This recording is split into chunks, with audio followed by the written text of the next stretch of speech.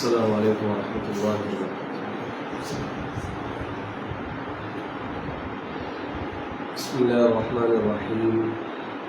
الحمد لله والصلاة والسلام على محمد بن عبد الله وعلى آله وحزبه الأنوار. فيقول الله سبحانه وتعالى في محكم التنزيل والفرقان المجيد بعد أعوذ بالله من الشيطان الرجيم. بسم الله الرحمن الرحيم.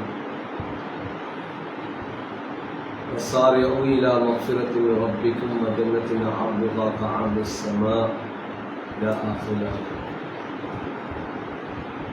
وقال النبي صلى الله عليه وسلم: العمرة إلى العمرة كفارة لما بينهما أو كما قال عليه الصلاة والسلام. மேலான அன்பார்ந்த சகோதரர்களே, பெரியார்களே, கண்ணியவான்களே, சகோதரர்களே,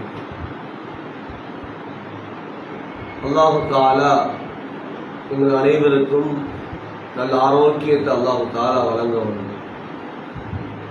எங்களுடைய அனைத்து விதமான கஷ்டங்களையும் அல்லாஹு தஆலா போக்குவானார். எங்களுடைய உடலில் இருக்கக்கூடிய அனைத்து விதமான நோய்களையும் அல்லாஹு தஆலா லேசாக்குவானார். இந்த புனிதமான பயணத்துக்காகவே நாம் தயாராக இருக்கக்கூடிய நாம் இந்த பயணத்தை சரிவர நிறைவேற்றக்கூடிய அந்த பாக்கியத்தை அல்லாஹ் எம் அனைவருக்கும் நசீபாக்குவானார். இந்த பயணத்தில் ஏற்படக்கூடிய சிரமங்களை அல்லாஹ் தஆலா ஏற்றுக்கொள்வானார். இந்த பயணம் முடிவடையும் வரைக்கும் எதெல்லாம் தேவையாக இருந்து கொண்டிருக்கிறதோ அனைத்து தேவைகளையும் அவன் புறத்திலிருந்து அல்லாஹ் எம் அனைவருக்கு நசீபாக்குவானார். நாம் எந்த விடயங்களை விட்டு விட்டு செல்கிறோமோ அவைகளுக்கு அல்லாஹ் தஆலா பாதுகாப்பை ஏற்படுத்துவார். மேலான அன்பார்ந்த தாய்மார்களே, சகோதர சகோதரிகளே, ஒரு புனிதமான ஒரு பயணத்துக்காக வேண்டி நாம் தயாராக இருக்கிறோம். வாழ்க்கையில அல்லாஹ் ஒரு மனிதனுக்கு கொடுக்கக்கூடிய ஆகப்பெரிய ஒரு பாக்கியம் தான் அந்த அல்லாஹ்வுடைய அந்த பைத்துல்லாவை பார்க்கக்கூடிய பாக்கியம். அது உலகத்தில் அல்லாஹ் ஒரு மனிதனுக்கு கொடுக்கக்கூடிய ஆகப்பெரிய ஒரு பாக்கியம். நாம் உலக காலமும் நாம் அந்த பைத்துல்லாவை முன்னோக்கியே எம்முடைய இபாதத்துகளை நாம் செய்து கொண்டிருந்தோம். அந்த காபாவை முன்னோக்கியே எம்முடைய கிப்லாவை நாம் அமைத்துக் கொண்டிருந்தோம். ஆனால் இப்போது அந்த கிப்லாவை நேரடியாக சென்று எம்முடைய கண்களால் பார்க்க போகிறோம். இதுவரை காலமும் அந்த கிப்லாவுடைய திசையை நோக்கித்தான் எம்முடைய இபாதத்துகளை நாம் அமைத்துக் கொண்டிருந்தோம். எம்முடைய இடங்களில், எம்முடைய பிரதேசங்களில் அந்த திசையுடைய ஒரு பகுதி எம்முடைய உடம்பு, எம்முடைய நெஞ்சு கொஞ்சம் சாய்ந்து விட்டாலே எம்முடைய இபாதத்துகள் ஏற்றுக்கொள்ளப்படுவார். ஆனால் நாங்கள் செல்ல போகின்ற இடம் அது எப்படிப்பட்ட இடம் என்று சொன்னால், எங்கு திரும்பி தொழுதாலும், எந்த திசையில் தொழுதாலும் எம்முடைய இபாதத்தில் ஏற்றுக்கொள்ளப்படக்கூடிய ஒரு இடத்தை அடைய போகிறோம். இது நாம் அல்லாஹ்வுக்கு மிக மிக நன்றி செலுத்துவோம். அல்லாஹ்விடத்தில் நாம் மிகவும் நாங்கள் நன்றி செலுத்த கடமைப்பட்டவர்களாகவும் இருந்து கொண்டோம். அல்லாஹ் தஆலா இந்த பாக்கியத்தை எல்லோருக்கும் கொடுப்பது கிடையாது. அந்த காபாவை சுற்றியவர்கள் நபிமார்கள், அந்த தவாஃபை செய்தவர்கள் நபிமார்கள், சஹாபாக்கள், உத்தமர்கள் அந்த காபாவை சுற்றி வந்திருக்கிறார்கள். அந்த நபிமார்கள் சுற்றி அந்த காபாவை நானும் சுத்தற்கு சந்தர்ப்பத்தை அல்லாஹ் எனக்கு தரப்போகிறார். அந்த காபாவுடைய மண், அந்த மக்கமா மாநகரம், இது நபிமார்கள் காலடி பட்ட மாநகரம். ஒவ்வொரு நபிமார்களும் மிதித்த ஒரு மாநகரம் தான் அந்த மண்ணை நானும் இன்று மிதிக்கப் போகிறேன். எம்முடைய உயிரின் மேலான ஸல்லல்லாஹு அலைஹி வஸல்லம் அவர்கள் பிறந்த மண், அந்த ஸல்லல்லாஹு அலைஹி வஸல்லம் அவர்கள் அந்த மக்கமா மாநகரிலே கிட்டத்தட்ட 53 வருடங்கள் வாழ்ந்த ஒரு மண் தான் அந்த மக்கமா மாநகரம். அந்த மக்கமா மாநகரத்தை எம்முடைய பாதம் படப்போகிறது அன்பான தாய்மார். ஏனென்றால் எங்களுடைய உள்ளங்களிலே அந்த ஹஜ்ஜுடைய உம்ராவுடைய பயணம் செய்யக்கூடிய கட்டத்திலே முதலாவது அந்த இடத்துடைய மகிமையை நாம் எடுக்க வேண்டும். ஒரு இடத்துக்கு செல்வதற்கு முன்னால், ஒரு இபாதத்தை நாம் செய்வதற்கு முன்னால் அந்த இபாதத் எப்படிப்பட்டது, நாம் செய்யக்கூடிய அந்த இபாதத்துடைய பெருமதி என்ன, நாம் எந்த இடத்திலே அந்த இபாதத்தை செய்ய போகிறோம், அதற்குரிய கூலி என்ன என்பதை எப்போது நாம் உணர்வோமோ, எப்போது நாம் விளங்குவோமோ, அப்போதுதான் அந்த இபாதத்தை உயிரோட்டத்துடன் செய்ய முடியும். எனவே அந்த மண் அது எங்களுடைய உயிரின் மேலான ஸல்லல்லாஹு அலைஹி வஸல்லம் அவர்களுடைய காலடி பட்ட மண். ஒவ்வொரு இடங்களிலும் ஸல்லல்லாஹு அலைஹி வஸல்லம் அவர்கள் நடந்து திரிந்த ஒரு மண்ணை நாம் அல்லாஹ் எமக்கு அந்த பாக்கியத்தை எமக்கு தரப்போகிறோம். அந்த மண்ணிலே நாம் மிதிக்க போகிறோம். அன்பார்ந்த தாய்மார்களே, சகோதரர்களே, எனவே நாம் அல்லாஹ்விடத்திலே பிரார்த்தித்துக் கொண்டே இருக்க வேண்டும். நாம் பயணிப்பதற்கு இன்னும் காலம் இருக்கிறது. யா அல்லாஹ், இந்த மண்ணை மிதிக்காமல் இந்த காலை உயர்த்தி விடாது, இந்த ரூஹை உலகத்தை விட்டு நீ பிரித்து விடாதே. இதிலே ஆரம்பமாக செல்லக்கூடியவர்களும் இருப்பீர்கள், பல தடவைகள் இந்த பயணத்தை மேற்கொண்டவர்களும் இருப்பீர்கள். எனவே இல்லை, நான் எத்தனையோ பயணங்கள் சென்று விட்டேன் என்பதனால் என்னுடைய உள்ளத்திலே அலட்சியமான எண்ணங்கள் கூட வரலாம். நாம் இதற்கு முன்னால் சென்றிருக்கிறோம், இப்போது எம்முடைய மனைவியை கூட்டிக் கொண்டு செல்ல போகிறோம், எம்முடைய பிள்ளைகளை கூட்டிக் கொண்டு செல்ல போகிறோம், அதனால நானும் செல்ல போகிறேன் என்பதாக நாம் நினைத்துக் கொள்ளலாம். ஆனால் இது எம்முடைய கட்டித்தனம் அல்ல. அல்லாஹ் எமக்கு ஒரு சந்தர்ப்பத்தை தருகிறான். மீண்டும் நீ என்னுடைய பைத்துல்லாவை வந்து பார் என்ற ஒரு பாக்கியத்தை தருகிறான். இன்னும் லட்சக்கணக்கான கோடிக்கணக்கான கண்கள் அந்த காபாவை பார்க்க முடியாமல் இன்றும் இருந்து கொண்டிருக்கிறார். எத்தனையோ கண்கள் கண்ணீர் வடித்துக் கொண்டிருக்கிறது, அந்த காபாவை நானும் பார்க்க வேண்டும் என்பா கண்ணீர் வடிக்கிறார்கள். ஆனால் அல்லாஹ் எமக்கு அந்த பாக்கியத்தை தருகிறான். எமக்கு அந்த பாக்கியத்தை அல்லாஹ் நசீபாக்கியிருக்கிறார். எனவே அன்பான தாய்மார்களே, சகோதரர்களே, இந்த நன்மையை, இந்த அமலுடைய பெருமதியை நாம் உள்ளத்தில் நாம் இப்போது ஒரு புனிதமான பயணத்தை மேற்கொள்ள போகிறோம். இந்த பயணத்திலே மிக முக்கியமான சில விடயங்கள் இருந்து கொண்டிருக்கிறோம். உம்ராவுடைய சட்டங்கள் நாங்கள் எப்படி செய்ய வேண்டும், உம்ராவுடைய கடமைகள் எவ்வாறு இருக்கிறது என்பதை எம்மை கூட்டிக் கொண்டு செல்லக்கூடியவர்கள் எமக்கு வழியை காட்டுவார். உம்ரா என்பது 4 கடமைகள் தான், 4 அமல்கள் தான் உம்ரா என்று சொல்லக்கூடியது. இஹ்ராத்தை நியத்தை வைத்து நாம் இஹ்ராத்தை கட்டிவிட்டோமா, 7 தவாஃபுகள் செய்து விட்டோமா, அதற்கு அடுத்ததாக நாங்கள் சஹீ 7 சுற்றுக்கள் நாம் சஹீ செய்து விட்டோமா, சஃபா மர்வா கடையிலே நாம் 7 விருத்தம் தொங்கோட்டம் ஓடிவிட்டோமா, அதற்கு அடுத்ததாக எம்முடைய முடியை நாம் களைந்து விட்டோம் சொன்னால் இந்த உம்ராவுடைய கடமை முடிந்துவிடும். இது எவ்வாறு இருக்க வேண்டும் என்ற சட்டங்கள் எல்லாம் எம்மை கூட்டிக் கொண்டு செல்லக்கூடியவர்கள் இதனை எமக்கு வழிகாட்டுவார்கள். ஆனால் நாம் இந்த இடத்திலே நாம் ஒவ்வொருத்தர் எண்ண வேண்டும், இந்த உம்ரா என்பது இது ஸல்லல்லாஹு அலைஹி வஸல்லம் அவர்கள் எவ்வாறு எமக்கு வழிகாட்டி இருக்கிறார்கள். ஸல்லல்லாஹு அலைஹி வஸல்லம் அவர்கள் வாழ்நாளிலே 4 உம்ராக்களை செய்தார்கள். இமாம் புகாரி ரஹ்மத்துல்லாஹி அலைஹி அவர்கள் சொல்கிறார்கள், ஹதீஸை கொண்டு வருகிறார்கள், நபி ஸல்லல்லாஹு அலைஹி வஸல்லம் அவர்கள் 4 உம்ராக்களை செய்திருக்கிறார்கள். ஒவ்வொரு உம்ராவுக்குமாக ஸல்லல்லாஹு அலைஹி வஸல்லம் அவர்கள் அதற்கென்று தயாராகி அந்த உம்ராவை நிறைவேற்றி இருக்கிறார்கள். அந்த உம்ராவுடைய கடமைக்காக வேண்டி தன்னை தயார்படுத்தி இருக்கிறார்கள், சஹாபாக்களை தயார்படுத்தி இருக்கிறார்கள். ஸல்லல்லாஹு அலைஹி வஸல்லம் அவர்கள் எப்படி உம்ரா செய்தார்கள், எப்படி ஹஜ்ஜி செய்தார்கள் என்பது அந்த சஹாபாக்கள் வழியாக தெளிவாக ஒவ்வொரு அணுவாக அது பதிவு செய்யப்பட்டிருக்கிறது. அன்பான தாய்மார்களே, சகோதரர்களே, அதனால ஸல்லல்லாஹு அலைஹி வஸல்லம் சொன்னார்கள், அல் ஹுஜ்ஜாஜ் வல் உம்மார் வஃதுல்லாஹ், ஹஜ்ஜி செய்யக்கூடியவர்கள், அல்லாஹ்வுடைய பைத்துல்லாவை உம்ரா செய்யக்கூடியவர்கள், இவர்கள் அல்லாஹ்வுடைய படையினர்கள் என்பா சொல்லி காட்டுகிறார். ஃபைதா தஆஹும் இஸ்தஜாபு லஹும், அவர்கள் அல்லாஹ்விடத்திலே கேட்பார்கள் என்று சொன்னால் அவர்களுடைய பிரார்த்தனைகள் அங்கீகரிக்கப்படும் என்பா சொல்லிட்டார். நாங்கள் போகக்கூடிய இடம் புனிதமான இடம், நாங்கள் கேட்கக்கூடிய துஆ அது அங்கீகரிக்கப்படக்கூடிய இடத்தை நாம் சென்றடைய போகிறோம். எனவே நாம் இங்கிருந்து பயணத்தை நாம் ஆரம்பிப்போம். பயணத்தை ஆரம்பிக்கக்கூடிய கட்டத்திலே நாம் எல்லோரோடு நாம் உறவாடி விட்டு போயிட வேண்டும். யார் யாருடைய உறவு முறைகள் எல்லாம் துண்டிக்கப்பட்டிருக்கிறதோ அந்த உறவு முறைகளை சீராக்கி விட்டு நாம் சென்று விட வேண்டும். அவர்களிடம் சலாம் கூறிவிட்டு நாம் செல்ல வேண்டும். ஏன், எம்முடைய இறுதி பயணமாக கூட இந்த பயணம் இருக்கலாம்.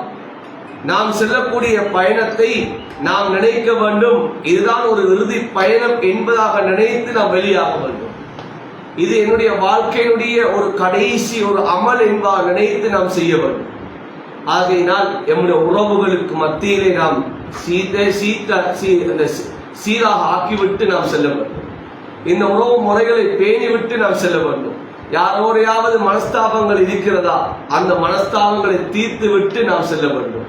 கோபதாபங்களை விட்டு நாம் செல்ல வேண்டும். பயணத்தை ஆரம்பிக்கிறோம். இப்போது எமக்காக வேண்டி ஒரு பயணம் செய்வதற்காக வேண்டி ஒரு பஸ்ஸோ அல்லது ஒரு வாகனத்தை எமக்காக வேண்டி தயாரிப்பு செய்வார்கள். ஒன்று, நாம் இங்கிருந்தே நியத்தை வைத்து வெளியாக முடியும். அப்படி இல்லை என்று சொன்னால் எமக்கு இடங்கள் ஒதுக்கப்படும். நியத்தை வைப்பதற்காக வேண்டி இடங்கள் ஒதுக்கப்படும். எந்த இடத்திலே குளித்து விட்டு நாம் செல்லலாம் என்பதாக சொல்லப்படும். நாம் வீட்டை விட்டு வெளியாகக்கூடிய கட்டத்திலே குளித்து விட்டு நாம் நியத்தோடு செல்ல முடியும். நாம் எந்த இடத்திலிருந்து செல்லுகிறோமோ அந்த இடத்திலிருந்து நியத்தோடு நாம் வெளியிலே செல்ல முடியும். இந்த பயணம் என்பது ஒரு சுற்றுலாவுடைய ஒரு பயணம் அல்ல அன்பான தாய்மார்களே, சகோதரர்களே. இது ஒரு வாழ்க்கையினுடைய யதார்த்தமான ஒரு பயணம். இது பயணம் செய்யக்கூடிய ஒரு சுற்றுலாவுடைய ஒரு பயணம் அல்ல இந்த பயணம். எனவே போகின்ற வழியெல்லாம் நாம் அல்லாஹ்விடத்திலே பிரார்த்தித்துக் கொண்டு செல்ல வேண்டும். யா அல்லாஹ், நான் ஒரு பயணம் செய்கிறேன், இந்த பயணத்தை நீ கபூல் செய்து இந்த பயணம் என்னுடைய வாழ்க்கையினுடைய மாற்றத்தை ஏற்படுத்தக்கூடிய ஒரு பயணமாக ஆக்கிடு. என்ற பொருளாதாரத்திலே வளர்ச்சி ஏற்படுத்தக்கூடிய பயணமாக ஆக்கிடு. எங்களுடைய குடும்பங்களிலே சீராக ஆக்கக்கூடிய ஒரு பயணமாக ஆக்கிவிடு என்ற ஒரு துஆவோடு இந்த பயணத்தை நாம் ஆரம்பிக்க வேண்டும். இப்போது எஹ்ராம் கட்டிக்கொண்டு நாம் வீட்டை விட்டு வெளியேற முடியும். அப்படி இல்லை என்று சொன்னால் இடையிலே ஒரு இடத்தை நாம் எஹ்ராத்தை கட்டவும் முடியும். அந்த இடத்துல எஹ்ராத்தை கட்டிவிட்டோம் சொன்னால் அன்பான சகோதரர்களே, தாய்மார்களே, பெரியார்களே, இப்போது நம்முடைய பயணங்கள் ஆரம்பிக்கிறதா? அந்த பயணத்திலே கேட்கக்கூடிய துஆக்களும் அங்கீகரிக்கப்படுகிறது. இப்போது நம்முடைய அந்த வானூர்தியிலே நாம் ஏறி பயணம் செய்கிறோமா? அந்த பிளைட்டிலே பயணம் செய்யக்கூடிய கட்டத்திலே நாம் ஒரு இடத்தை அடைவோம். அதுதான் எலம்லம் என்று சொல்லக்கூடிய ஒரு இடம். அந்த இடத்தை எமக்கு நினைவூட்டுவார்கள். இந்த இடத்திலே தான் நாம் நியத்து வைக்க வேண்டும் என்பார், நினைவூட்டுவார்கள். அந்த இடத்திலே வைத்து நாம் அந்த உம்ராவுடைய நியத்தை வைக்க வேண்டும். யா அல்லாஹ், உனக்காக வேண்டியே இந்த உம்ராவை நான் நியத்து வைக்கிறேன் என்ற அந்த நியத்தை அல்லாஹும்ம லப்பைக பி உம்ரா, யா அல்லாஹ், உனக்காக வேண்டிய இந்த உம்ராவை நான் நியத்து வைத்திருக்கிறேன். இந்த உம்ராவை இலகுவாக்கி தருவாயாக. இந்த உம்ராவில் ஏற்படக்கூடிய சிரமங்களை நீ பொருந்திக் கொள்வாயாக என்ற அந்த பிரார்த்தனைகளை செய்து அந்த நியத்தை நாம் வைத்துக் கொள்ள வேண்டும். அந்த நியத்தை வைத்து விட்டோம் என்று சொன்னால் அன்பார்ந்த தாய்மார்களே, சகோதர சகோதரிகள், பெரியார்களே, நாம் சில விடயங்கள் நம்முடைய வாழ்க்கையிலே தடுக்கப்பட்டுவிடும். நம்முடைய வாழ்க்கையிலே சில விடயங்கள் செய்ய முடியாமல் ஆக்கப்பட்டுவிடும். நாம் இந்த உம்ராவுக்காக வேண்டி நாம் குளிப்பதும் ஒரு சுண்ணாவாக இருந்து கொண்டிருக்கிறது. அந்த குளிக்கக்கூடிய கட்டத்திலே நாம் எவ்வாறு குளிக்க வேண்டும், அந்த குளிப்புடைய நியத்தை வைத்து குளித்து விட்டோம் என்று சொன்னால் நாம் நம்முடைய மேனிலே நறுமணத்தை நாம் தேய்த்து கொள்ள வேண்டும். ஏன்? அந்த எஹ்ராத்தை கட்டி நியத்து வைத்து பின்னால் நறுமணம் பூசுவது இது தடுக்கப்பட்டிருக்கிறது. அப்படி நறுமணம் பூசினால் அதற்காக வேண்டி ஃபிதியாக்கள் கொடுக்க வேண்டும். எனவே இது மிக தடுக்கப்பட்ட விடயம். ஆகையினால் நியத்து வைத்த பின்னால் ஒரு ஆணாக இருந்தாலும் பெண்ணாக இருந்தாலும் சரி நறுமணம் பூச முடியாது. அது ஆணாக இருந்தால் தைத்த ஆடைகளை உடுக்க முடியாது.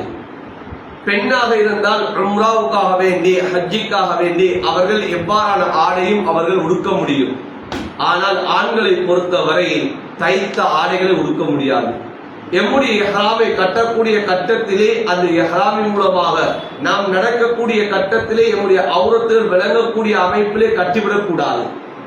இது ஆக முக்கியம். ஏன்? நாம் தவாஃபுகள் செய்யக்கூடிய கட்டம் இது தொழுகையை போன்று எம்முடைய தவாஃபுகள். ஸல்லல்லாஹு அலைஹி வஸல்லம் அவர்கள் சொல்லி காட்டினார்கள், தவாஃபு என்பது இது ஒரு தொழுகையை போல என்பார் ஸல்லல்லாஹு அலைஹி வஸல்லம் அவர்கள் சொல்லி காட்டினார்கள். எனவே அந்த தவாஃபுடைய கட்டத்திலே எம்முடைய அவுரத்துகள் விளங்கிவிடக் கூடாது. எம்முடைய அவுரத்துகள் விளங்காத அளவுக்கு எம்முடைய இஹ்ராமை ஆண்கள் கட்டிக்கொள்ள வேண்டும். அதே கட்டத்திலே நாம் அந்த ஜித்தாவிலே போய் நாம் அடைவோம்.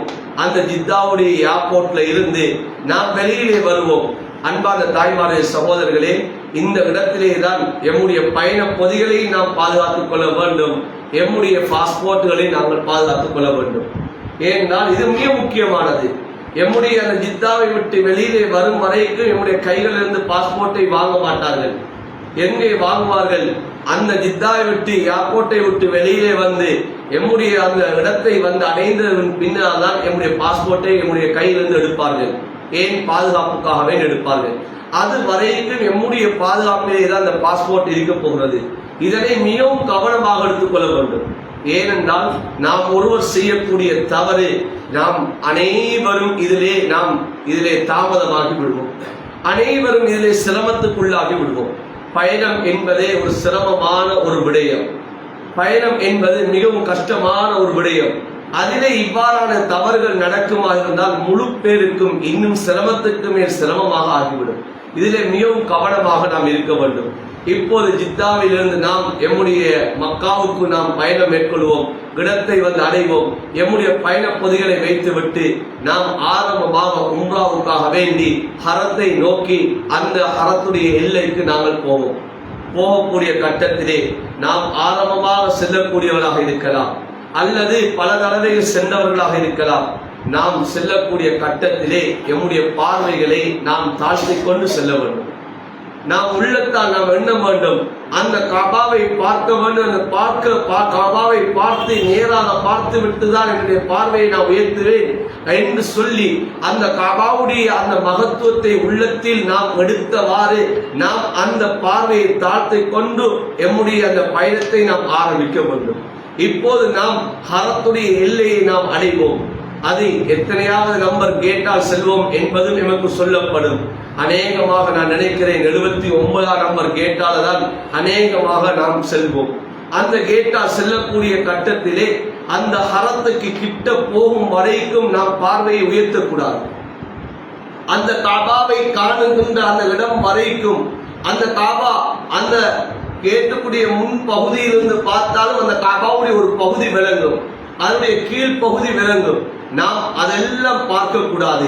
நாம் பார்வையை குனிந்தவர்களாக நாம் அப்படியே சென்று அந்த காபா முழுமையாக தெரிகின்ற வரைக்கும் எம்முடைய பார்வை உயர்த்தாமல் போக வேண்டும். அந்த காபா முழுமையாக தெரியக்கூடிய இடத்தை எம்முடைய வழிகாட்டிகள் சொல்லுவார்கள். அந்த இடத்தை அடைந்தவுடன் பார்வையை தூக்குங்கள் என்று சொன்னவுடன் நாம் அந்த காபாவை பார்க்கக்கூடிய கட்டத்திலே எம்முடைய கண்களிலிருந்து கண்ணீர் வடியும். இதுதான் உண்மையான உணர்வு என்பது. இதுதான் எம்முடைய உள்ளத்தில் ஏற்படக்கூடிய அந்த உணர்வு என்பது. இதுதான் அந்த உணர்வை அந்த இடத்திலே நாம் அந்த காபாவை முதலாக என்னுடைய பார்வையை படக்கூடிய சமயத்திலே நாம் அல்லாஹ்விடத்திலே கேட்கக்கூடிய அந்த துஆ ஏற்றுக்கொள்ளப்படும். அந்த காபாவை பார்த்து நாம் என்ன பிரார்த்தனையை செய்ய வேண்டுமோ அந்த பிரார்த்தனைகள் அத்தனையும் நாம் கேட்க வேண்டும்.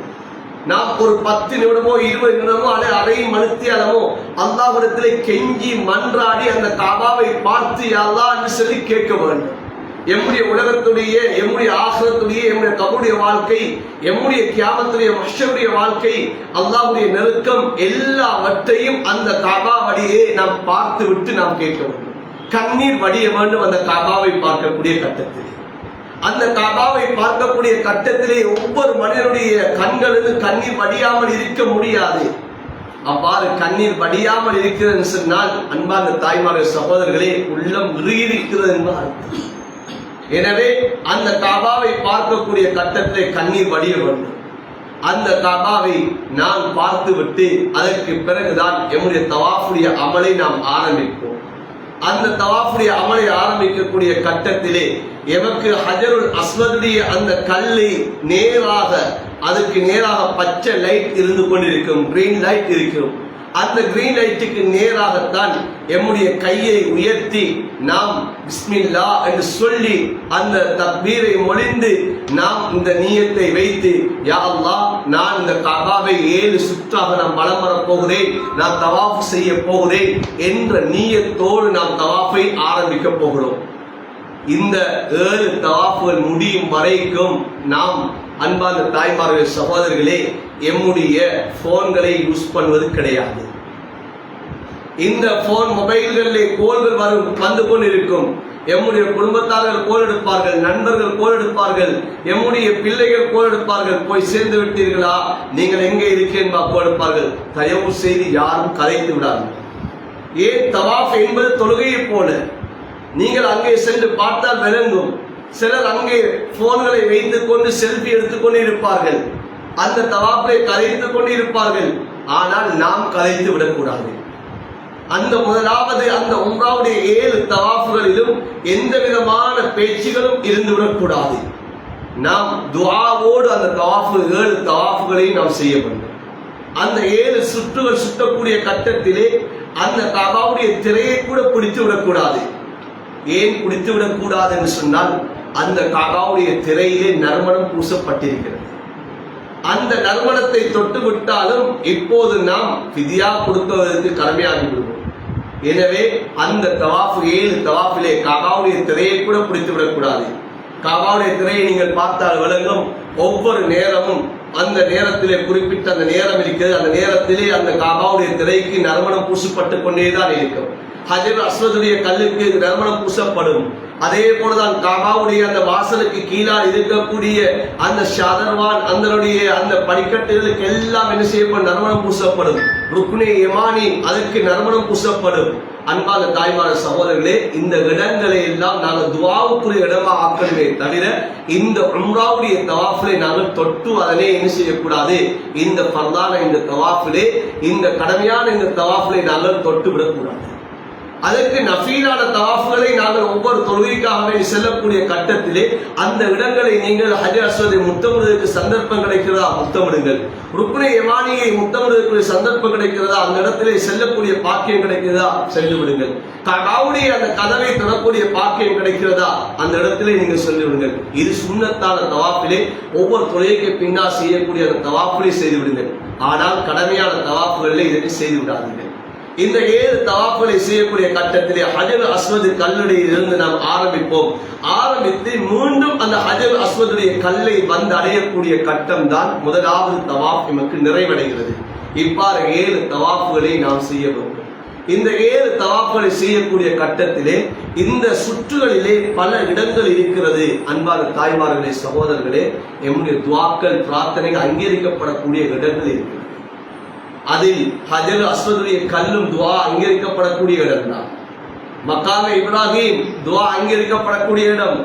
அதே போல கஅபாவுடைய அந்த பீலி, மீசாப் என்று சொல்லக்கூடிய அந்த பீலி துஆ அங்கீகரிக்கப்படக்கூடிய இடம். அதே போலதான் இந்த ருக்னே யமானி ஸல்லல்லாஹு அலைஹி வஸல்லம் அவர்கள் துஆ அங்கீகரிக்கப்படக்கூடிய இடம் என்பா சொல்லி காட்டினார்கள். இவ்வாறு பல இடங்கள் அதில் இருந்து கொண்டிருக்கிறது. அந்த கஅபாவை சுற்றி வரக்கூடிய கட்டத்திலே பல வரலாற்று முக்கியத்துவம் வாய்ந்த இடங்கள் இருக்கிறது. நீங்கள் சுன்னத்தான தவாஃப்கள் செய்யக்கூடிய கட்டத்திலே ஒவ்வொரு இடமாக சென்று பாருங்கள். அந்த கஅபாவுடைய கதவுக்கு கீழால்தான் ஹஜ்ரத் ஜிப்ரீல் அலைஹிஸ்ஸலாம் வந்து போன இடம் அந்த இடத்திலே இருக்கிறது. அந்த இடத்திலே அந்த கற்கள் அது வித்தியாசமான கற்களாக இருந்து கொண்டிருக்கும். அதிலே நான் நினைக்கிற ஒரு 12 அல்லது அந்த கற்கள் இருக்கிறது.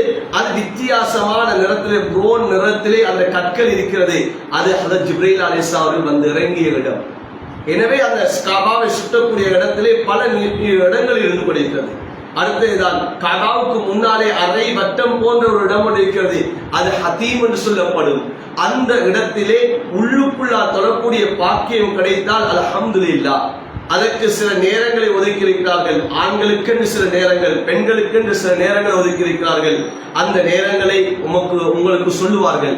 அந்த நேரங்களை நாம் எதிர்பார்த்து அந்த இடத்துக்குள்ளா தொழுவதற்கு நாம் அந்த சந்தர்ப்பத்தை எடுக்க வேண்டும். அந்த இடத்திலே உள்ளுக்குள்ளே தொழுவதை, அந்த அரை வட்டத்துக்குள்ளா தொழக்கூடிய அந்த பாக்கியம் கிடைக்குமாக இருந்தால் அந்த கஅபாவுக்குள்ளா தொழுத நன்மை நமக்கு கிடைத்துவிடும். ஸல்லல்லாஹு அலைஹி வஸல்லம் அவர் சொல்லி காட்டினார்கள். ஏன் அந்த ஹதீம் என்று சொல்லக்கூடியது அது கஅபாவுடைய ஒரு பகுதி. அந்த கஅபா அந்த ஹதீமுக்குள்ளா தொழுவது அந்த கஅபாவுக்குள்ளே தொழுவதுடைய கூலி என்பார் ஸல்லல்லாஹு அலைஹி வஸல்லம் சொல்லிட்டாங்க. நீங்க சென்று பார்த்தால் விளங்கும். அந்த ஹதீமுக்கு அப்படியே அரை வட்டத்துக்கு வெளியாலே அதனை பல மணி நேரங்களாக அந்த இடத்திலே அவர்கள் வரிசையாக நின்று கொண்டிருப்பார்கள். பல மணி நேரமாக நிற்பார்கள். ஏன்? அந்த பாக்கியத்தை அடைந்து கொள்வதற்காக வேண்டி. எனவே நாம் கடமையான தவாஃபை நாம் என்ன செய்யக்கூடாது, இவ்வாறான இடங்களை நாம் தரித்து நின்று கழித்து நாம் நேரத்தை போக்கிவிடக் கூடாது. ஏன் இடையிலே வுது முறிந்து விட்டது சொன்னால் நாம் திரும்ப மீண்டும் வுது எடுத்து தவாஃபை ஆரம்பிக்க வேண்டிய கட்டம் ஏற்படலாம். எனவே எம்முடைய கடமையான தவாஃபை 7 சுற்றுகளை நாம் என்ன செய்ய வேண்டும், துஆக்களோடு நாம் அந்த தவாஃபை அவசரமாக நாம் நிறைவேற்றிக் கொள்ள வேண்டும். அந்த தவாஃப் முடிந்து விட்டது சொன்னால் இப்போது 7 தவாஃப்களை நாம் முடித்து விட்டோம் சொன்னால், சுருக்கமாக சொல்லுகிறேன் அன்பான தாய்மார்களே, அந்த மகாமே இப்ராஹிமுக்கு நேராக வந்து 2 ரக்காத்தில் தொழ வேண்டும். அது ஒன்று மகாம் இப்ராஹிமுக்கு பக்கத்திலே தொழக்கூடிய சந்தர்ப்பம் கிடைத்தா தொழ வேண்டும். ஆனால் தொழுவதற்கு முடியாது. ஏன்? இப்போது மிகவும் சன நெரிசலான காலம். ஆகையினால் அந்த இடத்திற்கு நேராக நாம் அதற்கென்று ஒரு வேலிகளை அமைத்து அந்த இடத்தில் தொழுவதற்காக வேண்டி எமக்கு இடம் ஒதுக்கி இருக்கிறார்கள். அந்த இடத்திலே வந்து நாம் தொழ வேண்டும். இல்லை நாம் மக்காம் இப்ராஹிமுக்கு முன்னால் தான் தொழுவேன் சொன்னால் அந்த இடத்திலே அடுத்தவர்களுக்கும் இடையூறாக அமைந்துவிடும். உடனே அந்த இடத்திலே வந்து மக்காம் இப்ராஹிமுக்கு முன்னால் நேராக சென்று நாம் 2 ரக்காத்துகள் தொழுது விட்டு இப்போது நீண்ட நேரம் அல்லாஹ்விடத்திலே பிரார்த்திக்க வேண்டும். அல்லாஹ்விடத்திலே துஆ செய்ய வேண்டும். யா அல்லாஹ், நான் 7 தவாஃப்களை முடித்து விட்டேன், உனக்காகவே இந்த உம்ரா செய்வதற்காக வந்து நான் என்னுடைய அமலை நாம் ஆரம்ப 2வது கடமையை முடித்து விட்டு இருக்கிறேன் என்று சொல்லி என்னுடைய துன்யா ஆகிரத்துடைய எல்லா விடயங்களையும் அல்லாஹ்விடத்திலே கேட்கிறோம். கேட்டுவிட்டு இப்போது நாம் ஜம்சம் நீரை அருந்த வேண்டும்.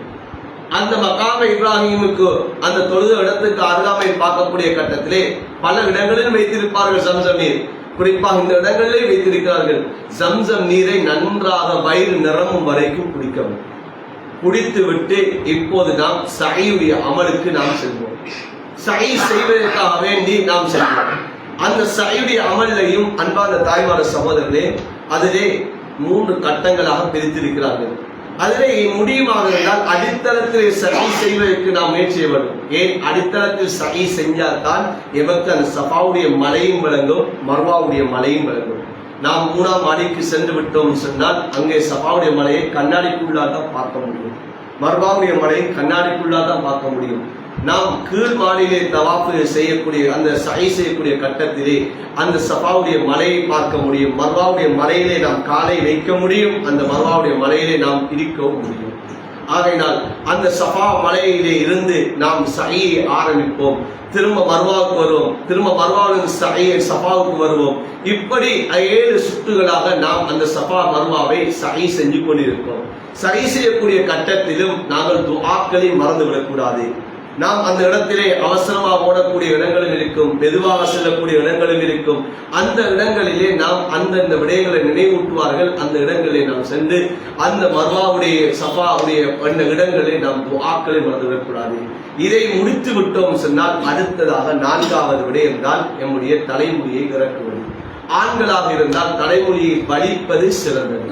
ஸல்லல்லாஹு அலைஹி வஸல்லம் அவர்கள் தலைமுடியை வலிப்பதற்கு 3 விடுத்த நபி அவர்கள் அந்த அல்லாஹ் ரஹ்மத் செய்வானாக, அல்லாஹ் ரஹ்மத் செய்வானா என்ப துஆ செய்திருக்கிறார்கள். 4வது விடுத்தம் தான் நபி அவர்கள் சொன்னார்கள், அல்லாஹ் தஆலா அந்த முடிகளை குறைப்பவர்களுக்கும் அல்லாஹ் ரஹ்மத் செய்வானா என்ப துஆ செஞ்சார்கள். எனவே முடிகளை வலிப்பதுதான் ஆண்களுக்கு சிறந்தது. பெண்களை பொறுத்த வரையிலே பெண்கள் முடிகளை கத்தரிக்க வேண்டும். சிறு முடிகளை கத்தரித்தால், அது சில முடிகளை கத்தரித்தால் போதுமாகிவிடும். அதற்கு பின்னால் குளித்து விட்டோம் சொன்னால் நம்முடைய உம்ராவுடைய கடமை முடிந்துவிடும். ஒரு கடமையை நாம் நிறைவேற்றி விடுவோம். அடுத்த அன்பான தாய்மார்களே, சகோதரர்களே, நாம் உம்ராவுக்காக வேண்டிய தியாகங்களோடு பல லட்சம் செலவழித்து நாம் நாட்களை ஒதுக்கி செல்கிறோம். நாம் சிரமங்கள் பாராது எங்களுடைய ஒவ்வொரு தொழுகைகளையும் நாம் அந்த கஅபாவிலே தொழுவதற்காக முயற்சி செய்வோம். ஏன்? ஒரு தொழுகை தொழுதால் 1 லட்சம் தொழுகை தொழுதல் நன்மை.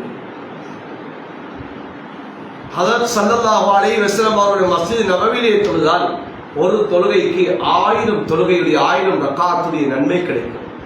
ஆனால் இந்த கஅபாவிலே தொழக்கூடிய ஹரத்திலே தொழக்கூடிய தொழுகைக்கு 1 லட்சம் நன்மை கிடைக்கும். நாம் சோம்பரப்பட்டு விடக்கூடாது, முடியாது சொல்லிடக்கூடாது. தொழுகைக்கு முன்னதாகவே நாம் நம்முடைய விடுதிகளிலிருந்து வெளியாகி நாம் அந்த ஹரத்துக்கே நாங்கள் போயிடும். ஹரத்துடைய எல்லை நம்முடைய சில வேளை நாம் தங்கக்கூடிய ஹோட்டலாகவும் இருக்கலாம். ஹோட்டலும் ஹரத்துடைய எல்லைக்குள் இருக்கலாம். நீங்கள் ஹோட்டலை விட்டு இறங்கக்கூடிய கட்டத்திலும் பாங்கு சென்றால் முன்னாலும் தொழுவார்கள். ஆனால் அந்த தொழுகையிலே நீங்கள் இணைந்திடக்கூடாது. இவ்வளவு சிரமத்தோடு நாம் சென்றிருக்கிறோம். அந்த கபாவுக்குள்ளே, நாம் ஹரத்துக்குள்ளே, அந்த வட்டத்துக்குள்ளே தொழ வேண்டும் என்பதற்காக முயற்சியவர்கள். அதற்காக பாங்கு சென்றவுடன் நம்முடைய ஊர்களில் தொழுவதை போல பாங்கு சென்றவுடன் நாம் சென்று விட்டோம் சொன்னால் நாம் வீதிகளில் தான் தொழ முடியுமே தவிர அந்த ஹரத்தை சென்றடைய முடியாது. ஏன் ஹரத்தை சென்றடைவதாக இருந்தால் குறைந்தது அரை மணித்தியாலத்துக்கு முன்னதாக செல்ல வேண்டும். அந்த பாங்குக்கு அதானுக்கு அரை மணித்தியாலத்துக்கு முன்னால் செல்லவில்லை என்று சொன்னால் அங்கே செல்லக்கூடிய வழிகளை அடைத்து விடுவார்கள். அங்கே நாம் அந்த உட்பகுதியிலே செல்ல முடியாமல் ஆகிவிடும். எனவே நேர காலத்தோடு தயாராக வேண்டும். நாம் காலையிலே நாம் தஹஜ்ஜுடைய நேரம், அது இரவு 2 மணியோ அல்லது 1 மணியோ, அல்லது சிலர்கள் அல்ஹம்துலில்லாஹ் சிலர்கள் இஷாவுக்கு போனார்கள் சொன்னால் சுபவுடைய தொழுகையை முடித்து விட்டு தான் வருவார்கள். அவ்வாறு இஅ்திகாஃபுடைய அமல்கள், அந்த தஹஜ்ஜுடைய அமல்களை அந்த கஅபாவிலே இருந்து நாம் அதை செய்வதற்கு நாம் செய்யணும். நாம் வீடுகளிலும் படுத்தவர்கள் தான், உறங்கியவர்கள் தான். ஆனால் கஅபாவுக்கு சென்று அங்கும் நாம் உறங்குவதற்காக வேண்டிய அல்ல, அங்கும் நாம் சொகுசாக இருப்பதற்காக வேண்டிய அல்ல. அங்கே நாம் என்ன சாப்பாடுகள் இருக்கிறது, என்ன குடிவானம் இருக்கிறது என்பதை நாம் தேடி திரிவதற்காக வேண்டிய அல்ல. அந்த இடங்களுக்கு சென்று விட்டால் நாம் தியாகங்களோடு நாம் இபாதத்துகளை அதிகமாக செய்யணும். ஏன் இந்த மக்காவுடைய ஹரத்திலே நான் ஒரு 7 நாட்கள் நிற்க போகிறேனா, எனக்கு 2 நாட்கள் எனக்கு மதீனாவை நிற்க போகிறேனா, இந்த 7 நாட்களில் 35 வக்துடைய தொழுகை நான் 35 லட்சம் ரக்காத்தில் தொழுத நன்மையை நான் அடைய வேண்டும் என்ற உறுதியை நான் எடுக்க வேண்டும். நான் மதீனாவிலே எனக்கு 2 நாட்கள் தான் தங்குவதற்கான சந்தர்ப்பம் எனக்கு இருக்கிறதா, அந்த 2 நாளிலே நான் ஒரு 9 வக்துகளோ அல்லது 8 வக்துகளோ எனக்கு கிடைக்கிறதா, அந்த கிடைக்கக்கூடிய நேரம் எல்லாம் நான் அந்த மஸ்ஜித் நபவியிலே தொழக்கூடிய அந்த பாக்கியத்தை அடைய வேண்டும். இடையிலே எமக்கான சுற்றுப்பயணங்கள் இருந்து கொண்டிருக்கும். எமக்கு அந்த முக்கியமான வரலாற்று முக்கியமான இடங்களை அவர்கள் காட்டுவதற்காக வேண்டி செல்லுவார்கள். ஆனால் செல்லக்கூடிய கட்டத்தை இந்த உள்ளத்திலே கவலைகள் வரணும். இந்த நேரம் இந்த கபாலை தொழாமல் நான் வெளியில போறேன் என்ற கவலை வரணும். அதுக்காக வேண்டி செல்லாமல் இருப்பதல்ல. அந்த இடங்களை எதுக்காக வேண்டி நாம் செல்லுகிறோம், அந்த இடங்களை பார்த்து விட்டு வரணும். ஏன் நான் இதை சொல்லுகிறேன் சொன்னா, அந்த நேரத்தில் என்னுடைய உள்ளத்திலே கவலை வரணும். இந்த 1 லட்சம் நன்மையை நான் இழந்து போகிறேனே, அப்போதுதான் அல்லாஹ் அடுத்த நேரத்துக்கு அந்த நன்மை அடையக்கூடிய ஒரு பாக்கியத்தை அல்லாஹ் எனக்கு தருவார். அடுத்த அந்த அமலை செய்யக்கூடிய அந்த பாக்கியத்தை அல்லாஹ் எனக்கு நசீபாக்குவார். அதனால நேர காலத்தோடு நாம் எழுந்து அந்த அமல்களை செய்வதற்கான தயாராகணும். லுகருக்கு நாம் செல்லுகிறோமா, அல்லது லுகரை முடித்துவிட்டு நாம் சமையை சாப்பிட்டு விட்டு நாம் சென்றோம் என்றால் மகரிபுடைய தொழுகையை தொழுது விட்டு இஷாவை தொழுது விட்டு வருவதற்கு நாம் முயற்சி செய்வோம். திரும்ப மீண்டும் வருகிறோமா, மீண்டும் வந்து விட்டோம் சொன்னால் கொஞ்ச நேரம் உறங்குகிறோமா, எம்முடைய இஸ்திராஹத் எடுக்கிறோமா, ஒரு 2 மணியோ அல்லது 3 மணிக்கோ எழுந்து நாம் மஸ்ஜிதை நோக்கி சென்று விட வேண்டும். அங்கே நாம் சுபவுடைய தொழுகை இமாம் ஜமாத்தோடு தஹஜ்ஜத்தை தொழுது சுபவின் தொழுது அந்த சூரிய உதயத்தையும் பார்த்து, அந்த சூரிய உதயத்துக்கு பிறகு காலை நேரத்திலே தான் அந்த சட நெரிசல் குறையக்கூடிய நேரமாக இருக்கும். தவாஃப் செய்வதற்கு மிக இலகுவான நேரம் காலையுடைய நேரம். ஏன்னா காலையுடைய நேரம் இரவெல்லாம் தவாஃப்கள் செய்துவிட்டு சுபவுடைய தொழுகைக்கு பின்னால் எல்லோரும் சென்று விடுவார்கள். அதிக மாணவர்கள் அவருடைய விடுதிகளுக்கு போய்வார்கள். அந்த நேரத்திலே கொஞ்சம் நமக்கு காபாவுக்கு நெருக்கமாக தவாஃப் செய்யக்கூடிய பாக்கியம் நமக்கு கிடைக்கும். அந்த நேரத்திலே அதிகமானவருக்கு அந்த ஹஜர் அஸ்வதுடைய கல்லை முத்தமிடக்கூடிய பாக்கியம், அந்த ருக்குனை யமானியுடைய பாக்கியம் எல்லாம் அந்த நேரத்திலே தான் கிடைக்கும். எனவே இந்த நேரங்களில் நாம் கூடுதலான கவனம் செலுத்த வேண்டும். அடுத்தது அன்பான தாய்மார்கள் சகோதரர்களே, இந்த பயணத்திலே எமக்கு சில இடங்கள் காட்டப்படும், வரலாற்று முக்கியத்துவம் வாய்ந்த இடங்கள். ஸல்லல்லாஹு அலைஹி வஸல்லம் அவர்கள் நடந்து திரிந்த இடங்களை நாம் பார்க்கிறோம். அந்த மஸ்ஜிது அந்த ஹரத்துக்குள்ளாலே தான் சில இடங்கள் காட்டப்படும். அதுதான் ஸல்லல்லாஹு அலைஹி வஸல்லம் அவர்கள் பிறந்து வளர்ந்த இடம். அந்த லைப்ரரி ஆக்கப்பட்டிருக்கிறது. அந்த இடத்தை உங்களுக்கு காட்டுவார்கள். அந்த இடத்தை நாம் பார்க்க வேண்டும். இந்த ஹதரத் ஸல்லல்லாஹு அலைஹி வஸல்லம் அவர்களுக்கு நோவினை செய்த விரோதியாக இருந்த அந்த அபூ ஜஹலுடைய அந்த வீடு அந்த ஹரத்துக்குள்ளே தான் இருக்கிறது. அது 9ஆம் நம்பர் டாய்லெட்டாக இப்போது இருந்து கொண்டிருக்கிறது. அப்ப அந்த இடத்தை காட்டுவார்கள். அங்கே மக்காவில் இருக்கக்கூடிய மலைகளை காட்டுவார்கள். அதே போலதான் எமக்கு பயணம் ஒதுக்கப்படும். நாம் அந்த பயணத்திலே நாம் வெளியாகுவோம். தாயிஃபுக்கு நாம் போகணும். போகக்கூடிய கட்டத்திலே ஒட்டகம் மேய்க்கக்கூடிய இடங்களை காட்டுவார்கள். அங்கே தாயிஃபுடைய மஸ்ஜிதுகள் காட்டப்படும், அப்பாஸ் மஸ்ஜிதுகள் காட்டப்படும், அப்பாஸ் லைப்ரரியை காட்டுவார்கள். இப்படி பல இடங்களை எல்லாம் அந்த தாயிஃபுடைய பயணத்திலே நாம் பார்ப்போம். அன்பார்ந்த சகோதரர்களே சகோதரிகளே, ஒவ்வொரு இடங்களும் ஸல்லல்லாஹு அலைஹி வஸல்லம் அவர்கள் சென்று வந்த இடங்கள். இதைத்தான் நாம் நினைவு வைக்க வேண்டும். அந்த மக்காவுடைய பூமி, அது மக்காவை சூழ உள்ள பூமிகள் எல்லாம் நபி அவர்கள் நடந்து திரிந்த பூமிகள். அந்த தாயிஃபுக்கு போகிறோமா, போகக்கூடிய கட்டத்தை எங்கள் உள்ளத்தில் வரணும். இதே பூமிக்கு தான் ஸல்லல்லாஹு அலைஹி வஸல்லம் அவர்கள் இங்கு உள்ளவர்களுக்கு தாவத் கொடுப்பதற்காக சென்று எங்களுடைய கண்மணி நாயகம் ஸல்லல்லாஹு அலைஹி வஸல்லம் அவர்கள் சிறுவர்கள் மூலமாக எல்லாம் கல்லெறியப்பட்டு ரத்தம் சிந்திய அந்த பூமி இந்த பூமி தான் என்று நினைத்து எங்களுக்காக வேண்டி நபி அவர்கள் சிரமப்பட்ட அந்த கஷ்டங்களை நாங்கள் நினைத்து கொண்டு அந்த இடங்களுக்கு செல்லும். அப்போதுதான் இந்த ஹஜ்ஜுடைய பயணங்கள் அது உணர்வுபூர்வமான ஒரு பயணமாக இருக்கும். இஹ்ராத்தோடு நாங்கள் தேவையில்லாத வார்த்தைகளை பேசிவிடக்கூடாது, எங்களுக்கு மத்தியிலே சண்டையிட்டுடக்கூடாது. ஏன் இஹ்ராத்தோடு நாங்கள் செய்யக்கூடாத விடயங்களை நாம் செய்துவிடக்கூடாது. இந்த ஹஜ்ஜுடைய பயணங்கள் எல்லாம் எம்முடைய நாவுகள், எம்முடைய வார்த்தைகளை நாம் இதனை எல்லாம் கட்டுப்பாடோடு வைத்துக் கொள்ள வேண்டும். ஏன் அந்த வார்த்தைகள் நாம் ஒளிந்துவிடக்கூடிய கட்டத்திலே நாம் வந்த பயணத்தை நாம் மறந்து விடுவோம். சில சிரமங்கள் ஏற்படலாம், கஷ்டங்கள் ஏற்படலாம். அந்த கஷ்டத்தில் கூட நாம் பொறுமையை இழந்துவிடக் கூடாது. சில நேரத்தில் நீங்கள் தவாப்பை முடித்து விட்டு வருவீர்கள், அங்கு வரக்கூடிய கட்டம் நேரம் லேட்டாகி வருவீர்கள், இங்கே உணவுகள் இல்லாமல் போய்விடும். ஏன் நேரத்துக்கு அந்த உணவுகள் கொடுக்கப்படும், நேரம் பிந்தி விட்டால் அந்த உணவுகள் யார் சாப்பிட்டோ சாப்பிட இல்லையோ அது வலதியாவுக்கு போய்விடும். அதுதான் அவங்களுடைய சட்டம். அப்ப அந்த கட்டத்திலே உணவுகள் இல்லாமல் போய்விடும். அந்த நேரத்திலே நாம் எம்முடைய பொறுமையை இழந்துவிடக் கூடாது. அந்த நேரத்திலே தான் அல்லாஹ் எம்முடைய பொறுமைகளை நாம் பார்க்கக்கூடிய நேரங்கள். அதனால் அந்த நேரங்கள் எல்லாம் அல்லாஹ் எம்மை பார்க்கிறான், நாம் எப்படி எல்லாம் அமல் செய்கிறோம் என்பது. எனவே அன்பான தாய்மார்கள் சகோதரர்களே, இப்படி எல்லாம் நாம் மக்காவுடைய அமலை முடித்து விட்டு அடுத்த ஒரு பயணம் தான் நாம் மதீனாவுடைய பயணம் செய்ய போகிறோம். மதீனாவுடைய பயணம் என்பது மக்காவிலிருந்து கிட்டத்தட்ட 450 கிலோமீட்டர் பயணம். அதை எவருக்கு பஸ்ஸிலே பயணத்தை மேற்கொள்வோம்.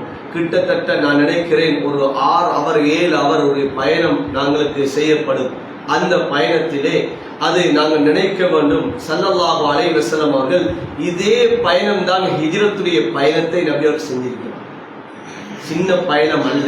நீங்க மக்காவுடைய ஹிராவுடைய மலைக்கு நீங்கள் போவீர்கள், ஹிராவுடைய மலைக்கு சென்றால் நீங்கள் பார்க்க வேண்டும், ஹிராவுடைய குகையை அந்த நபி அவர்கள் எவ்வளவு தொலை தூரம் நபி அவர்கள் எவ்வளவு உயரத்தில் நபி அவர்கள் ஏறியிருக்கிறார் என்பதை பாருங்கள். ஹிராவுடைய மலை என்பது ஒருவர் ஏறி இறங்குவதற்கு சாதாரணமாக 1.5 மணித்தியாலம் தேவைப்படும் ஏறி இறங்குவதற்காக.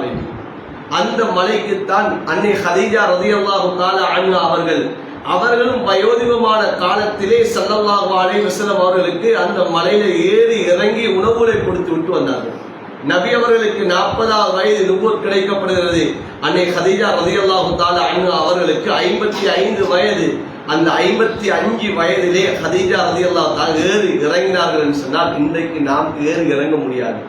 அந்த காலத்திலே ஏறி இறங்குவதற்கு வழிபாடுகள் பிடித்து கொண்டு போகக்கூடிய அந்த குடிமாடங்கள் இல்லை, படிகள் இல்லை. ஆனால் இந்த காலத்திலே சில வசதிகளை ஏற்படுத்தியிருக்கிறார்கள். ஆனால் அப்படி நடப்பதற்கு மணி நேரங்கள் செல்கிறது. அதற்கு இடையில கூட அந்த ஹிராவுடைய புகையில ஏறுவதற்கு இடையில் கூட பல அந்த உண்ணக்கூடிய குடிபானங்களை ஒரு பதவக்கூடிய குடிபானங்கள்லாம் வைத்திருக்கிறார்கள். ஆனால் நபியுடைய காலத்திலே இல்லை. அந்த சிந்தனையோடு நாம் செல்ல வேண்டும். இப்போது மதீனாவை நோக்கி போகக்கூடிய கட்டத்திலே ஸல்லல்லாஹு அலைஹி வஸல்லம் அவர்கள் இதே பாதையினால தானே இப்பொழுது நாம் இலேசாக போய்கொண்டிருக்கிறோம். கரடு முரடான மலைகளுடைய பாதை, அந்த மலைகள் பாதையிலே தான் ஸல்லல்லாஹு அலைஹி வஸல்லம் பாலைவன பூமியிலே தானே நபி அவர்கள் இந்த ஹிஜ்ரத்துடைய பயணத்தை மேற்கொண்டிருக்கிறார்கள். கிட்டத்தட்ட 450 கிலோமீட்டர் பயணம். இந்த பயணம் ஸல்லல்லாஹு அலைஹி வஸல்லம் அவர்கள் ஹதரத் அபூபக்கர் ரலியல்லாஹு தஆலா அன்ஹு அவர்கள் இந்த பயணத்தை செய்திருக்கிறார்களே என்ற ஒரு சிந்தனையோடு இந்த மதீனாவை நோக்கி போக வேண்டும். அதை போற வழியிலே உங்களுக்கு பத்ருடைய யுத்தத்தை அந்த களத்தை காட்டுவார்கள், அந்த மஸ்ஜிதை காட்டுவார்கள். ஸல்லல்லாஹு அலைஹி வஸல்லம் அவர்கள் எந்த இடத்திலே இருந்து அந்த திட்டமிட்டார்கள் அந்த இடம் மஸ்ஜிதாக ஆக்கப்பட்டிருக்க அந்த மஸ்ஜிதை காட்டுவார்கள். அங்கே சுஹதாக்களுடைய ஜனாசாக்களை காட்டுவார்கள். இதெல்லாம் பார்க்கக்கூடிய கட்டத்தை எங்கள் உள்ளத்தில் அந்த உணர்வுகள் ஏற்பட வேண்டும். இப்போது நாம் மதீனாவை நோக்கி நம்முடைய பயணத்தை ஆரம்பிப்போம். இடையிலே மலக்குமார்கள் இறங்கி அந்த மலையை காட்டுவார்கள். ஆனால் சில நேரம் இரவுடைய நேரமாக இருந்தால் அந்த மலையை பார்க்க முடியாது. ஏனென்றால் பாதுகாப்பு கருதி பாதுகாப்பை போட்டு விடுவார்கள், மலையை பார்க்க முடியாது. அந்த மலை இருக்கிறது, மலக்குமார்கள் இறங்கிய இடம், அது சில வேளை பார்க்க முடியாது, சில நேரத்திலே பார்த்து விடுவார்கள். அப்ப அந்த மலையை அப்படியே கடந்து நாம் மதீனாவை நோக்கி பயணத்தை ஆரம்பிப்போம். மதீனாவை போகக்கூடிய கட்டத்திலே நாம் நினைக்க வேண்டும், ஸல்லல்லாஹு அலைஹி வஸல்லம் சொன்னார்கள், யா அல்லாஹ் இந்த மதீனாவுடைய நேசத்தை எல்லோருக்கும் கொடுத்து விடு என்று சொன்னார்கள். நபி அவர்களுடைய துஆ இருந்து கொண்டிருக்கிறது. மதீனாவுக்குள்ளே நீங்க சென்றால் அங்கே இருக்கக்கூடிய கட்டத்திலே உங்களுக்கு மதீனாவை விட்டு பிரிவதற்கு மனம் வராது. ஏன்னா மதீனாவிலே இருக்கக்கூடிய கட்டத்திலே ஒரு முஃமினாக ஈமான் உள்ளவர்கள் அந்த மதீனா விட்டு பிரிந்து வருவதற்கு உள்ளம் இடம் கொடுக்காது. அந்த அளவு முஹப்பத் ஏற்படக்கூடிய ஒரு இடம் தான் மதீனாவுடைய மண் என்று சொல்லக்கூடியது. அந்த மதீனாவை அடையக்கூடிய கட்டத்திலே நாம் நினைக்க வேண்டும், இந்த பூமி தான் ஸல்லல்லாஹு அலைஹி வஸல்லம் அவர்கள் வாழ்ந்து மரணித்த ஒரு பூமி, நபியுடைய கபர் இருக்கக்கூடிய பூமி இதுதான் என்பதாக நினைக்க வேண்டும். நாம் அந்த ரௌதாவை நாம் பார்க்க வேண்டும். ஸல்லல்லாஹு அலைஹி வஸல்லம் அவர்களுடைய அந்த கபரை நாம் ஜியாரத் செய்ய வேண்டும். அந்த மஸ்ஜித் நபவிக்கு நாம் தொழுவதற்காக வேண்டிய ஒவ்வொரு வக்துக்கு நாம் செல்ல வேண்டும். அந்த வக்துகள் தொழக்கூடிய சமயத்தில் ஒரு ரகாத்துக்கு 1000 ரகாத்துடைய கூலிகள் கிடைக்கப்படும். அந்த ரௌதாவை நாம் ஏழுமான அளவு நாம் அந்த ரௌதாவை ஒரு விடுத்தமோ 2 விடுத்தமோ 3 விடுத்தமோ எத்தனை விடுத்த நமக்கு சந்தர்ப்பம் கிடைக்குதோ அந்த ரௌதாவை நாம் பார்க்க வேண்டும். அந்த ஸல்லல்லாஹு அலைஹி வஸல்லம் அவருடைய அந்த கபருக்கு நாம் சலாம் சொல்ல வேண்டும். அஸ்ஸலாமு அலைக யா ரசூலல்லாஹ், அஸ்ஸலாமு அலைக யா அபூ பக்கர், அஸ்ஸலாமு அலைக யா உமர் என்று சொல்லி அந்த வரிசையிலே 3 கபர்கள் இருக்கிறது. முதலாவது கபர், 2வது கபர், 3வது கபர், மேலால் எழுதப்பட்டிருக்கிற யார் யாருடைய கபர் என்பது எழுதப்பட்டிருக்கும், எந்த இடத்துல எந்த சலாம் சொல்லப்படும் என்று எழுதப்பட்டிருக்கும். அந்த கபர்களை நாம் சலாம் சொல்லி அந்த கபர்களுக்கு நாம் அடிக்கடி நாம் ஏழுமான அளவு நமக்கு சந்தர்ப்பம் கிடைக்கிறதா? ஏன் ஒரு தடவை நாம் அந்த கபரை ஜியாரத் செய்வதாக இருந்தால் குறைஞ்சது 1.5 மணித்தியாலம் 2 மணித்தியாலங்கள் தேவை. ஏன் அந்த அளவு சனம் நெரிசலாக இருந்து கொண்டிருக்கும். அப்ப அந்த கபரை ஏழுமாக இருந்தால் ஒரு தடவையோ 2 தடவையோ 3 தடவை முடியுமாக இருந்தால் அந்த ஜியாரத்தை செய்ய வேண்டும். ஸல்லல்லாஹு அலைஹி வஸல்லம் அவர்களுக்கு ஸலாத்தை சொல்ல வேண்டும். நபி அவர்கள் மீது அதிகமாக நீங்க ஸலவாத்து சொல்லுங்கள். மதீனாவுக்கு செல்லும் வழியெல்லாம் ஸலவாத்து சொல்லிக் கொண்டு போங்கள். குறைஞ்சது ஒரு 10,000 20,000 ஸலவாத்துகளை சொல்லுங்கள். சொல்லி ஹதரத் ஸல்லல்லாஹு அலைஹி வஸல்லம் அவர்களை நான் சந்திக்க போகிறேன், என்னுடைய உயிரின் மேலான ஸல்லல்லாஹு அலைஹி வஸல்லம் அவர்களை நான் இத்தனை 1000 ஸலவாத்துகளை கொண்டு நான் என்னுடைய ஹபீபை நான் சந்திக்க போகிறேன் என்ற எண்ணத்தோடு நீங்க பயணம் மேற்கொள்ளுங்கள். குர்ஆனை அதிகமாக ஓதுங்கள். ஒரு குர்ஆனை எப்படியாவது முடிப்பதற்கு நீங்கள் முயற்சி செய்யுங்கள். குர்ஆன் ஓத தெரியாதவர்கள் அதிகமாக ஜிக்ர்கள் செய்யுங்கள். அதிகமான குல் சூராக்களை ஓதுங்கள். குல் சூராக்கள் மனமிட்டு இருக்கிறீர்களா? அந்த குல் சூராக்களை அதிகமாக மீட்டி திரும்ப ஓதிக்கொண்டிருங்கள். அப்படியும் இல்லை என்றால் அதிகமாக ஸலவாத்துகள் இஸ்திக்ஃபார்களை கூடுதலாக இந்த ஹஜ்ஜுடைய இந்த உம்ராவுடைய பயணத்தை அதிகமாக நீங்கள் செய்யுங்கள். அடுத்ததுதான் அன்பான தாய்மார்களே, சகோதரர்களே, அடுத்ததுதான் ஸல்லல்லாஹு அலைஹி வஸல்லம் அவர்களுடைய அந்த கபர்கள் அவங்களுடைய வீடுகள் இருக்கக்கூடிய ஒரு இடம் தான் வைட் காப்பட் என்று சொல்லக்கூடிய இடம். அது வைட் காப்பட் அல்ல, இப்போது கிரீன் காப்பட் தான். ஏன்னா அந்த வைட் காப்பட்டை எல்லாம் எடுத்துட்டாங்க, இன்னைக்கு அந்த கிரீன் காப்பட். அப்ப அந்த இடத்துல தொழக்கூடிய ஒரு பாக்கியம் எமக்கு கிடைக்கும் என்று அல்லாஹ் வந்து துவா செய்யும். ஏன்னா எல்லாருக்கும் அந்த சந்தர்ப்பம் கிடைக்கிறது அல்ல, எப்ப கிடைக்க மாட்டாது, சில நேரம் அந்த சந்தர்ப்பம் கிடைக்க மாட்டாது. அது கூட்டிக் கொண்டு போகக்கூடியவர்களுடைய தவறுகள் அல்ல, அந்த இடத்திலே அவ்வாறு தான் அமைத்து வைத்திருக்கிறார்கள். சில நேரம் சந்தர்ப்பம் கிடைக்கலாம், சில நேரம் எமக்காக வேண்டி புக் பண்ணுவார்கள். நாம் வெளியிலே நாம் பயணம் ஆகி வீட்டுக்கு வந்து சேர்ந்தது பின்னால் தான் எமக்குரிய அந்த நாள் கிடைக்கக்கூடும். சில சமயத்திலே நாம் அல்லாஹ்விடத்தை கேட்கணும், யா அல்லாஹ் இந்த பயணம் முடிவதற்கு முன்னே அந்த வயிற்று காப்பட்டில் நிறுத்தி பண்ணணும், அந்த இடத்துல நான் துவா அங்கீகரிக்கப்படணும். ஏன் ஹதரத் ஸல்லல்லாஹு அலைஹி வஸல்லம் என்னுடைய அந்த மிம்பருக்கும் என்னுடைய கபருக்கும் இடையில ரௌதாவுக்கும் இடையில இருக்கக்கூடியது அது சொர்க்கத்துடைய இடம் என்பார் ஸல்லல்லாஹு அலைஹி வஸல்லம் சொல்லி காட்டினார்கள். எனவே அந்த இடம் துவா அங்கீகரிக்கப்படக்கூடிய இடம்.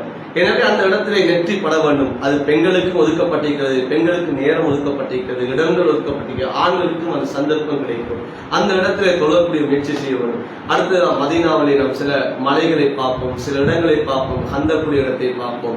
நாம் அந்த மதீனாவுடைய உஹதுடைய இடத்தை பார்ப்போம், உஹதுடைய மலையை பார்ப்போம். ஒவ்வொரு இடத்தை போகக்கூடிய கட்டத்தை உஹதை பார்க்கக்கூடிய சமயத்தை நபி அவர்கள் சொல்லி காட்டினார்கள், இந்த உஹதே இது மலை என்னை நேசிக்கிறது, நானும் அந்த மலையை நேசிக்கிறேன் என்று சொல்லி காட்டினார்கள். அந்த அந்த மலையை போகக்கூடிய கட்டத்தை எமக்கு அந்த சிந்தனை வரணும். ஸல்லல்லாஹு அலைஹி வஸல்லம் உஹது யுத்தத்திலே அடிபடுகிறார்கள். ஸல்லல்லாஹு அலைஹி வஸல்லம் அவருடைய பல் ஷஹீதாக்கப்படுகிறது. நபி அவர்களை அந்த காஃபிரிலிருந்து விடுவிப்பதற்காக அந்த உஹது மலை விரிந்து கொடுத்தது. இன்றைக்கும் அந்த இடம் இருந்து கொண்டுதான் இருக்கிறது. அந்த கற்களால் கட்டப்பட்டிருக்கிற, ஏன் அதுக்கு சில விரயங்களை நடப்பதன் காரணமாக கற்களை கட்டி வைத்து அந்த இடங்கள் இருந்து கொண்டிருக்கிறது. நபி அவர்கள் ரத்தம் சிந்திய இடங்கள் இருந்து கொண்டிருக்கிறது. அடுத்ததுதான் அந்த நீங்க மஸ்ஜித் நபவிக்கு போகக்கூடிய கட்டத்திலே அங்கே ஜன்னத்துல் பக்கீ இருக்கிறது. பெண்கள் உள்ளே நுழைய முடியாது, ஆண்கள் செல்ல முடியும். ஆண்களாக இருக்கக்கூடிய நீங்கள் அந்த ஜன்னத்துல் பக்கீக்கு போறதுக்கு ஏதும், அங்கே கபராளிகளுக்கு நாங்கள் துஆ செய்யறதுக்கு ஏதும். அந்த ஜன்னத்துல் பக்கீயிலே அடக்கம் செய்யப்பட்டிருக்கிற சஹாபாக்கள் அடக்கம் செய்யப்பட்டிருக்கிறார்கள், நல்லவர்கள் அடக்கம் செய்யப்பட்டிருக்கிறார்கள். அந்த கபரை நாம் ஜியாரத் செய்ய வேண்டும். இப்படியான சில விடயங்கள் எல்லாம் இருந்து கொண்டிருக்கிறது. எனவே அன்பான தாய்மார்கள், சகோதரர்களே, இந்த பயணம் என்பது ஒரு புனிதமான ஒரு பயணம். இன்னும் அந்த உம்ராவுடைய பயணத்தை சொல்லிக்கொண்டே போகலாம். ஏன் அது சொல்லி முடிக்க முடியாத ஒரு பயணம் தான் அந்த உம்ராவுடைய ஹஜ்ஜுடைய பயணம் என்று சொல்லக்கூடியது. மிகவும் முக்கியத்துவம் வாய்ந்த ஒரு பயணத்தை நாம் மேற்கொள்ள போகிறோம். வாழ்க்கையுடைய யதார்த்தத்தை நாம் அடைய போகிறோம். எம்முடைய வாழ்க்கையிலே ஒரு பெரிய ஒரு சந்தர்ப்பத்தை அல்லாஹ் எமக்கு தரப்போகிறான். அந்த படைத்த ரப்புடைய நெருக்கத்தை அடையக்கூடிய ஒரு இடத்தை நாம் அடைய போகிறோம். இதுதான் வாழ்க்கையுடைய சுருக்கம். இதுதான் படைத்த ரப்புடைய நெருக்கத்தை அடையக்கூடிய ஒரு இடத்தை நாங்கள் கண்ணால் போக போகிறோம். இந்த கால்கள் மிதிக்கப் போகிறது. எனவே அல்லாஹ் சுப்ஹானஹு வ தஆலா இந்த பாக்கியத்தை எம் அனைவருக்கும் அல்லாஹ் நசீபாக்குவானாக. நம்முடைய பயணங்கள் அல்லாஹ் தஆலா இலேசாக்குவானாக. இந்த பயணங்கள் அல்லாஹ் தஆலா கபூலியத்திலே பயணமாக ஆக்குவானாக. உம்ரத்தன் மக்பூதாவாக அல்லாஹ் தஆலா இந்த உம்ராக்களை ஆக்கி அருள் புரிவானாக. யா அல்லாஹ், இந்த உம்ராவுடைய பயணத்தை எங்கள் இலகுவான முறையை செய்வதற்கு அனைவருக்கும் நீ தௌஃபீக் செய்வாயாக. எந்த இடையூறுகளும் ஏற்படாமல், எந்த நோய்களும் ஏற்படாமல் அனைவரையும் பாதுகாப்பாயாக. யா அல்லாஹ், மதீனாவுடைய குளிர்களையும் யா அல்லாஹ் எங்களுக்கு ஆறுதலை, எங்களுடைய உடம்புக்குரிய தாங்கக்கூடிய சக்திகளையும் நீ தருவாயாக. யா அல்லாஹ், எங்கள் அனைவரையும் நீ கபூல் செய்து கொள்வாயாக. யா அல்லாஹ், எத்தனையோ பேருக்கு கிடைக்காத பாக்கியத்தை யா அல்லாஹ் எமக்கு தந்திருக்கிறாய். யா அல்லாஹ், இந்த பாக்கியத்தை யா அல்லாஹ் பாக்கியமாக உள்ளத்துல கருதி யா அல்லாஹ் இதனை முறையாக செய்யக்கூடிய பாக்கியத்தை அனைவருக்கு நசீபாக்குவாயாக. யா அல்லாஹ், உயர்தரமான ஒரு அமலை செய்வதற்காக வேண்டி நியத்தை வைத்து அதற்காக வேண்டி முயற்சி செய்திருக்கிறோம். யா அல்லாஹ், இந்த நியத்தை, இந்த முயற்சியை நீ கபூல் செய்து கொள்வாயாக. யா அல்லாஹ், எங்கள் ஒவ்வொரு அமல்களையும் நீ ஈடேற்றமுள்ள அமல்களாக ஆக்கி அருள் புரிவாயாக. யா அல்லாஹ், எங்களுடைய இறுதி முடிவை நல்லதாக ஆக்கி அருள் புரிவாயாக. கலிமாவோடு மௌத்தை நசீபாக்கிடுவாயாக. யா அல்லாஹ், அன்பு நபி ஸல்லல்லாஹு அலைஹி வஸல்லம் அவர்கள் மரணித்த பூமியை பார்ப்பதற்காக வேண்டி செல்ல போகிறோம். யா அல்லாஹ், எந்த பூமியிலே நபி அவர்கள் மரணிப்பதை விரும்புங்கள் என்பதாக சொன்னார்களே அல்லாஹ், அந்த பூமிக்கு இடத்திலே நாங்கள் செல்ல போகிறோம். யா அல்லாஹ், யா அல்லாஹ், இந்த பூமியிலே மரணித்தால் என்னுடைய ஷஃபாத் இருக்கிறேன் ஸல்லல்லாஹு அலைஹி சொன்னார்களே அல்லாஹ், அந்த பூமிக்காகவே நாங்கள் செல்ல போகிறோம். யா அல்லாஹ், எங்களுடைய இறுதி முடிவுகளை நல்லதாக ஆக்கிறியா அல்லாஹ். யா அல்லாஹ், கலிமாவோடு மௌத்தை நசீபாக்கிறியா அல்லாஹ். யா அல்லாஹ், இந்த நாளிலே வஃபாத்தானால் எங்களுக்கு கபூலிய வேலை குறைக்கப்படுமோ. யா அல்லாஹ், அந்த வெள்ளிக்கிழமை இரவு வெள்ளிக்கிழமை நாள் எங்கள் ரூஹுல் பிரிவதற்கு நீ தௌஃபீக் செய்வாயாக. யா அல்லாஹ், இந்த நேரம் உனக்கு நெருக்கமான நேரமாக இருக்கும். யா அல்லாஹ், அந்த சுஜூதில் எங்கள் ரூஹுல் பிரிவதற்கு நீ தௌஃபீக் செய்வாயாக. யா அல்லாஹ், இந்த இடத்திலே வஃபாத்தானால் உன்னுடைய அன்பு நபி ஸல்லல்லாஹு அலைஹி வஸல்லம் அவர்களுடைய ஷஃபாத் கிடைக்குமோ. யா அல்லாஹ், அந்த மதீனத்து மண்ணிலே யா அல்லாஹ் எங்கள் ரூஹுல் பிரிவதற்கு நீ தௌஃபீக் செய்வாயாக. எங்கள் அனைவரும் நீ கபூல் செய்வாயாக. எம்மை பெற்றெடுத்த தாய் தகப்பன்மாருடைய பாவம் மன்னிப்பாயாக. யா அல்லாஹ், எம்முடைய உற்றா உறவினர்கள், மனைவி மக்களுடைய பாவம் மன்னிப்பாயாக. பூரா முஸ்லிமான ஆண்கள் பெண்கள் அனைவருடைய பாவங்களை மன்னித்து அருள் புரிவாயாக. எமக்கு கற்றுத்தந்த ஆசான்களுடைய பாவங்களையும் மன்னித்து அருள் புரிவாயாக. எம் அனைவரையும் புரிந்து கொள்வாயாக. யா அல்லாஹ், எமக்கு அடிக்கடி யா அல்லாஹ் பல விடுத்தங்கள் அந்த காபாவை கண்களால் காணக்கூடிய பாக்கியத்தை நசீபாக்குவாயாக. யா அல்லாஹ், வாழ்க்கையிலே பல விடுத்தங்கள் யா அல்லாஹ் உயிரோடு வாழக்கூடிய கட்டத்திலே அந்த காபாவை தரிசிப்பதற்குரிய பாக்கியத்தை நசீபாக்குவாயாக. எங்களுடைய பிரார்த்தனை அங்கே அருள் புரிவாயாக. ரப்பனா அலைக்க தவக்கல்னா வ இலைக்க அனப்னா வ இலைக்கல் மஸீர். ரப்பனா ஆத்தினா ஃபித் துன்யா ஹஸனா வ ஃபில் ஆখিরাতি ஹஸனா வ கினா அஸாபன்னா. ரப்பனா ரப்பி ரஹ்முனா கமா ரப்பயானி ஸகீரா. வ ஸல்லல்லாஹு வ ஸல்லிம் அலா நபியில் உம்மி வ அலா ஆலிஹி வ ஸஹ்பிஹி அஜ்மஈன். வல்ஹம்துலில்லாஹி.